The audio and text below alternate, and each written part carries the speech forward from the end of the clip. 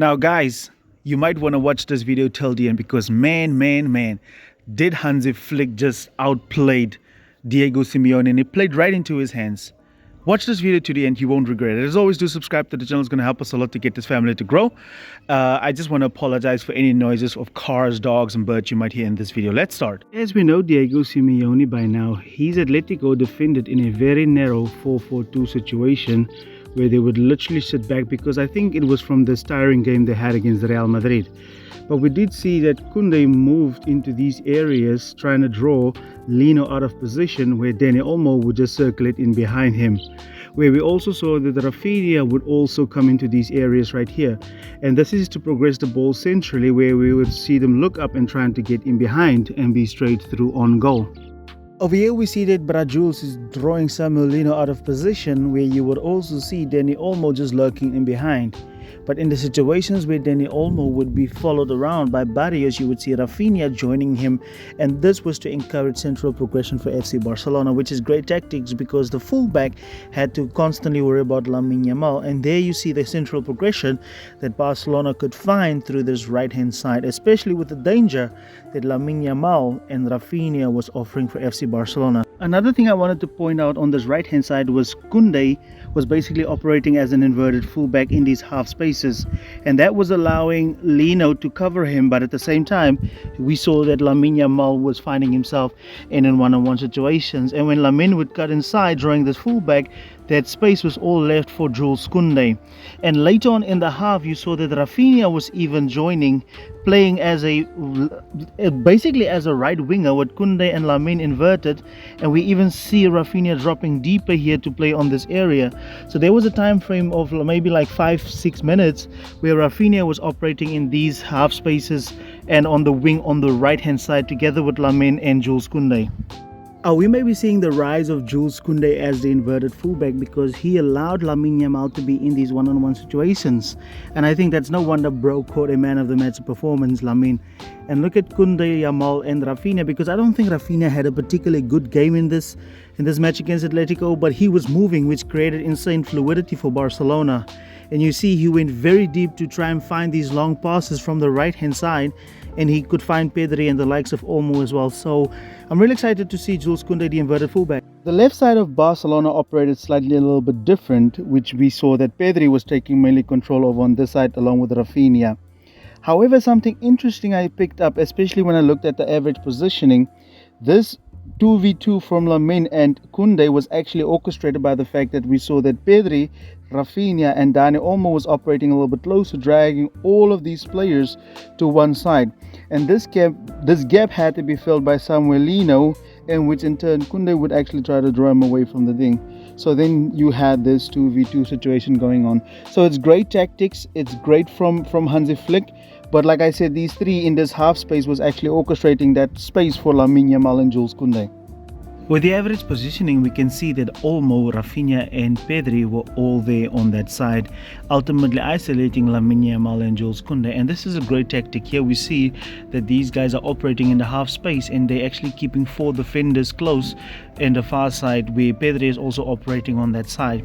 Now, if this ball would actually go over to Lamine Yamal, then these three runners can go on the far side on that post, which is a genius. Not only do you isolate Lamine, but also have runners going into the box as well. Since Pedri operated so centrally over here, it was very interesting to see that Inigo was really a driving force here, and Simeone couldn't really go over there and press Inigo because he had to help out with the situation right over here. But he did some serious damage as well because Rafinha often came towards him, and then you saw Llorente was drawn into those positions where Robert Lewandowski, the chance where he hit the crossbar was really effective for Barcelona. And you're going to see in the second half this tactic right here was going to do a lot for Barcelona as well. Like I said, in the second half, you're going to see more effectiveness on this tactic from Inigo Martinez. And he was really driving forward into that space, just like Jules Koundé did on the right-hand side with Lamine. And you can see these runs constantly being made in behind was also very effective for Barcelona. And this is just really great for Barcelona in terms of movement, as we are constantly moving and the players don't know how to or when to mark us or whatever to do with us, right? And this chance, man, if Lewandowski buried this, the game would have been very, very different as well. Like I said earlier in the video, guys, please do excuse the noises, the music, the cars, the birds and the dogs as I'm making the set work. Remember I said that Koundé went into the half space here playing potentially as an inverted fullback, which drew Lino out of position, and that is why Barcelona started targeting the space here, with Pedri and Casado also drawing these players. So Barcelona tried in order to target that space, with Lewandowski also moving into that space right there. But Diego Simeone did try to alter this, because ultimately the players now had to come over, which created these spaces, especially with Barcelona being so great in between the lines. Therefore Griezmann and Julian Alvarez were drawn into these positions a little bit deeper and forced them to defend in spaces that they didn't want to be, and this was at the start of the second half. This position for Koundé, I really liked it, because Lino had a hard time deciding to cover the space for Olmo or should he go out to press Jules Koundé. However, I do think that this only would work against a 4-4-2 situation, and look at how Griezmann and Alvarez had to come over and cover that space, because Atletico was really having a hard time dealing with that, especially with the half spaces being so open. Now just hear me out, guys. A lot of you think that this comeback was just a comeback. It was actually orchestrated by Hansi Flick, because look at this. Remember how Koundé was drawing Lino out of position, and then Rafinha would have the space right there. You know what Diego Simeone did? He had Sorloth coming in, which allowed Griezmann to basically just operate and defend in that region right there. The problem was that Pedri and everybody that's now operating with the ball in these areas right here had now space to operate, right? That's why shortly after Sorloth came on, who did he bring on? Ferran Torres. Now you had Robert Lewandowski actually orchestrating the coup, or the spider web, keeping all these players together, and Ferran making the runs ahead. Because if Pedri has now the space to play these balls, that would have created some trouble for Diego Simeone. I genuinely believe that Griezmann had to come back, because Diego Simeone thought that Sorloth could hold up the play man alone, and he was right, because they eventually scored another goal. But the problem was, look at how Koundé was now open. Nobody pressed him. He was literally ready to receive the ball and play the ball.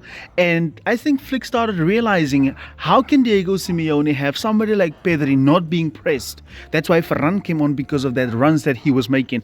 And you're going to see in a second now, a lot actually came from this tactic right here. Now we could easily start here with Inigo, because I know he had a burst through here, but look, nobody's closing him down, and this player is obviously too late towards him, and he could deliver that ball, and Lewandowski scores, right?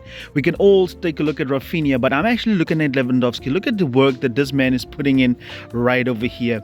He's dragging all of them towards the back post, right? He's dragging like 3 players away, and lo and behold, who you got there? Ferran Torres, a delivery that he needed. And if you're still arguing and shouting that we should be selling Lewandowski, please leave Barcelona right now. You don't know what you're talking about, because this man, we need him, because he's creating the space for the other guys to be able to perform. So guys, this was really on Flick. Flick actually orchestrated this comeback for FC Barcelona. There's no doubt about it, because in the half spaces Barcelona wasn't pressed, and he brought on Ferran Torres. He had Pedri, and Rafinha also dropped to those spaces. As always, do subscribe to the channel. I will see you guys in the next video.